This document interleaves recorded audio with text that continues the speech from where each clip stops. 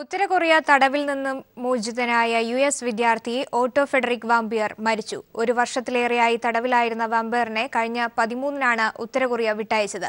ക്രൂരപീഡനത്തിന് ഇരയായി അബോധാവസ്ഥയിലായ വാമ്പിയറിനെ 17 മാസങ്ങൾക്ക് ശേഷമാണ് ഉത്തര കൊറിയ മോചിപ്പിച്ചത്. ഏകാധിപതി കിം ജോങ് ഉന്നിന്റെ ഉത്തര കൊറിയയിലെ തടവിൽ നിന്നും മോചിതനായ യു.എസ്. വിദ്യാർത്ഥി ഓട്ടോ ഫെഡറിക് വാമ്പിയർ അന്തരിച്ചു.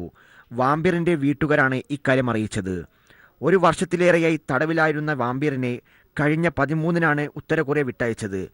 ഭക്ഷ്യവിഷബാധയ്ക്കുള്ള മരുന്നു കഴിച്ചതിനെ തുടർന്ന് നാളുകളായി വാമ്പിയർ അബോധാവസ്ഥയിലായിരുന്നു.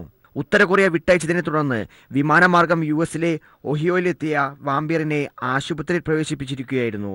മകൻ ഉത്തര കൊറിയയിൽ അനുഭവിച്ച നരകയാതനകൾ വാമ്പിയറിന്റെ മാതാപിതാക്കൾ മാധ്യമങ്ങളോട് വെളിപ്പെടുത്തുകയും ചെയ്തിരുന്നു. മാനുഷിക പരിഗണനയുടെ പേരിലെന്ന് വ്യക്തമാക്കിയാണ് 17 മാസങ്ങൾക്ക് ശേഷം ഉത്തര കൊറിയ വാമ്പിയറിനെ മോചിപ്പിച്ചത്.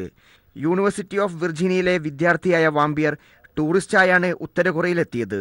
ഒരു ഹോട്ടലിലെ പ്രചാരണ ബാനർ മോഷ്ടിച്ചെന്ന കേസിൽ കസ്റ്റഡിയിലെടുത്ത വാമ്പിയറെ കോടതി 15 വർഷം ലേബർ ക്യാമ്പിൽ പണിയെടുക്കാൻ ശിക്ഷിച്ചു. ഇതിനിടയിലാണ് മരുന്നിന്റെ പാർശ്വഫലത്തെ തുടർന്ന് അബോധാവസ്ഥയിലായത്. International desk.